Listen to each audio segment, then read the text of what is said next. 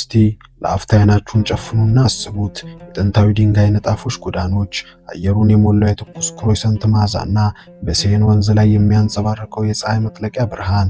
እዚህ የምትተነፍሱት አየር ዝም ብሎ ኦክሲጅን አይደለም፣ የታሪክ የጥበብና የነጻነት ሽታ እንጂ። እንኳን ወደ ፓሪስ በሰላም መጣችሁ። በሚሊዮኖች ልቦች ውስጥ ለዘላለም የምትኖር በገጣሚዎች ብር የተከበረችና በሳሊዎች ብሩሽ የተሳለች ከተማ። ግን ፓሪስ ማለት ቆንጆ ፎቶግራፍ ብቻ አይደለችም። ፓሪስ ድምፅ አላት። ከኖትርዳም ደውሎች እስከ ሉቨር ሙዚየም ጸጥታ፣ ከናፖሊዮን የጦር ሜዳ ድሎች እስከ ጃዝ ሙዚቃ በሞላቸው የምሽት ካፌዎች። ዛሬ ይህችን ከተማ እንደ ቱሪስት ሳይሆን እንደ ባለቤት እናያታለን። በጎዳናዎቿ ስር የተደበቁ ሚስጥሮችን እንፈትሻለን። የኪነ ጥበብ ጥማታችንን እናረካለን። እናም ለምን የብርሃን ከተማ እንደተባለች ጥልቀት ባለው ትረካ እንመለከታለን። ዝግጁ ከሆናችሁ ጉዟችንን አሁን እንጀምር።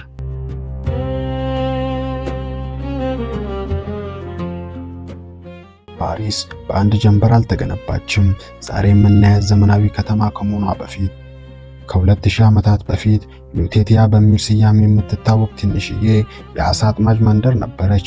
የሮማውያን ግዛት እዚህ ቦታ ላይ እግሩን ሲያቆም ከተማዋ በሴን ወንዝ ዳርቻ መነሳት ጀመረ። ግን እውነተኛዋ የፓሪስ ማንነት የተቀረጸው በመካከለኛው ክፍለ ዘመን ነው። በ12ኛው ክፍለ ዘመን ፓሪስ የአውሮፓ የትምህርትና የሃይማኖት ማዕከል ሆነች። ታዋቂው የሶርቦን ዩኒቨርሲቲ ሲመሰረት ከተማዋ የጥበብ ሰዎች መናኸሪያ መሆን ጀመረች። ነገር ግን ፓሪስ የደስታ ብቻ ሳይሆን የደምም ታሪክ አላት።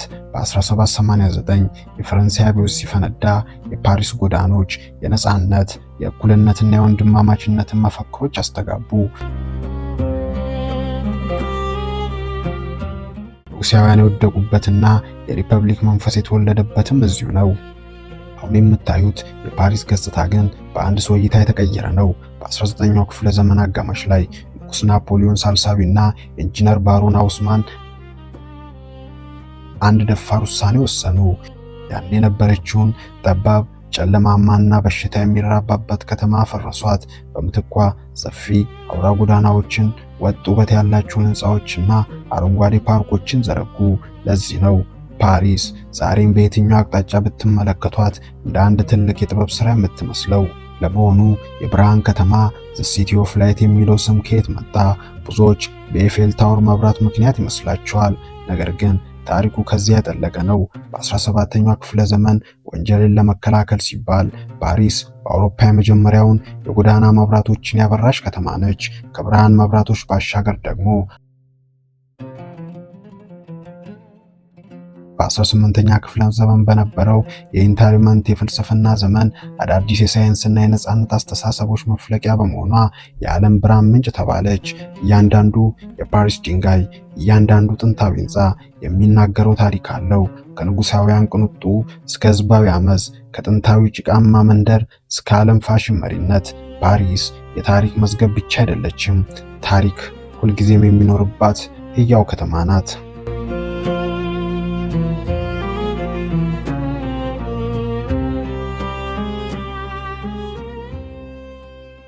ፓሪስን መጎብኘት ማለት በአንድ ግዙፍ ሙዚየም ውስጥ እንደመመላለስ ነው። ነገር ግን ከተማዋን ልዩ የሚያደርጓት 4 ወይም 5 ዋና ዋና ምሰሶች አሏት።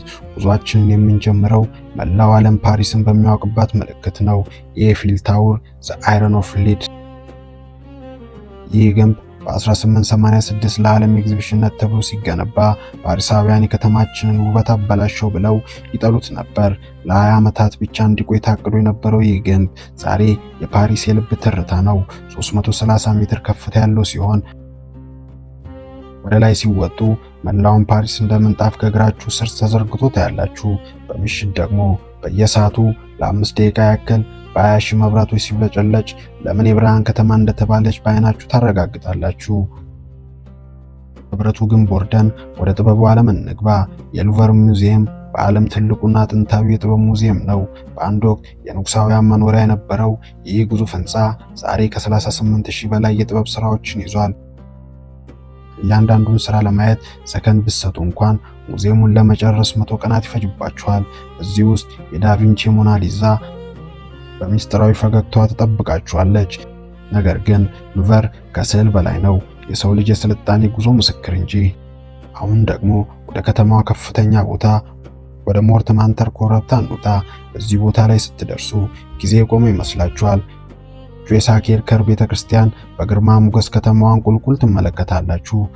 በዙሪያ ያሉ ጠባብ መንገዶች ደግሞ የሳሊዎችና የገጣሚዎች መፈንጫ ናት። እንደ ፒካሶ ያሉ ታላላቅ ሳሊዎች የኖሩባትና ያሳሉባት ይህ ሰፈር የፓሪስ እውነተኛዋ የጥበብ ነፍስ የሚገኝባት ቦታ ነው። ጉዟችን የምናጠቃልለው በከተማዋ እምብርት ኤል ዴ ላስቴ በሚባለው ደሴት ላይ ነው። የ850 ዓመታት ታሪክ ያላት የኖትርዳም ካቴድራል በ2019 በደረሰባት የእሳት አደጋ ክፉኛ ብትጎዳም ዛሬም የጽናት ምልክት ሆና ትቆማለች። በጎኗ የሚፈሰው የሴን ወንዝ ደግሞ የፓሪስ የህይወት መስመር ነው። በጀልባ በወንዙ ላይ የተጓዙ በሁለቱም በኩል ያሉትን ታሪካዊ ድልድዮችና ህንፃዎችን ማየት ፓሪስን በሌላ እይታ እንድታውቋቸው ያደርጓቸዋል።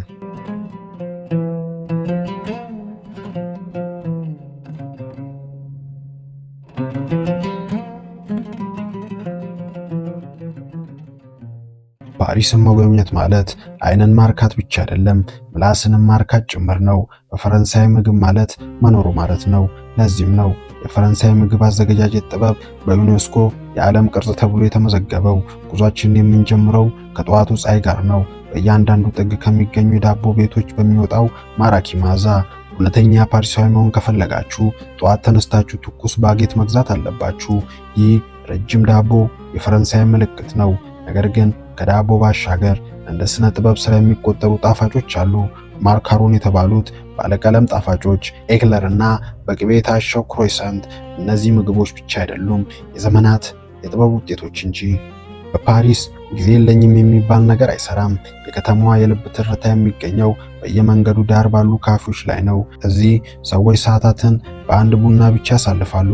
ወንበሮቹ ወደ መንገዱ የዞሩት ለምንድን ነው? ፓሪሳውያን የሚያልፈውን ሰው ፋሽንና የከተማዋን እንቅስቃሴ መታዘብ ስለሚወዱ ነው።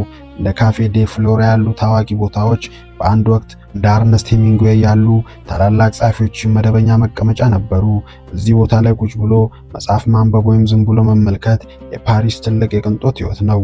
ፀሐይ ስትጠልቅ ደግሞ ፓሪስ ወደ ቢስትሮ ትቀየራለች። እዚህ ጋር ነው ጋስትሮኖሚ የሚባለው ቃል ትርጉም የሚኖረው። እንደ ሽንኩርት ሾርባ ያሉ ቀላል ግን ጥልቅ ጣዕም ያላቸው ምግቦች ወይም ደግሞ ስካርጎ የሚባለው ቀንድ አውጣ በቅቤና በነጭ ሽንኩርት ተዘጋጅቶ ይቀርባል። እያንዳንዱ ምግብ ከጥሩ ወይን ጋር ይጣመራል። ፓሪሳውያን ራት ማለት መመገብ ብቻ ሳይሆን ከጓደኛ ጋር መጫወትና ሕይወትን ማጣጣም ነው። ባህሏ በምግብ ብቻ አያበቃም። ፓሪስ የዓለም ፋሽን መዲና ናት። በሻምፔሊዚ ጎዳና ላይ ስትራመዱ የፋሽን ዲዛይን መነሻ የሆኑትን እንደ ቻናል እና ዲዮር ያሉ ስሞችን ታገኛላችሁ። እዚህ ከተማ ውስጥ ፋሽን ልብስ ብቻ አይደለም፣ ራስን የመግለጫ መንገድ እንጂ። እያንዳንዱ ፓሪሳዊ በራሱ መንገድ ዲዛይነር ነው። ባሳለፍነው ጥቂት ደቂቃዎች በፓሪስ ታሪካዊ ጎዳናዎች ተጉዘናል። በታላላቅ ሙዚየሞች ውስጥ ጥበብን ተመልክተናል። እናም በካፌዎቹ ድባብ ውስጥ ሕይወትን አጣጥመናል። ነገር ግን ፓሪስን ትልቅ የሚያደርጋት ያየናቸው ሕንፃዎች ወይም የቀሰምናቸው ምግቦች ብቻ አይደሉም። ፓሪስ ማለት በቃላት ለመግለጽ የሚከብድ መንፈስ አላት። ፈረንሳውያን ጆዲ ቬሪያ ወይም የመኖር ደስታ የሚሉት ስሜት እዚህ ከተማ ውስጥ በየቦታው ይገኛል። በኤፊል ታወር ስር የሚደረግ የፍቅር ቃል ኪዳን፣ በሊቬር ውስጥ የሚፈጠር አዳዲስ የጥበብ መነሳሳት፣ ወይም ዝም ብሎ በሴን ወንዝ ዳርቻ መራመድ። ፓሪስ እያንዳንዱን ሰው በራሱ መንገድ እንድታይ ታደርገዋለች።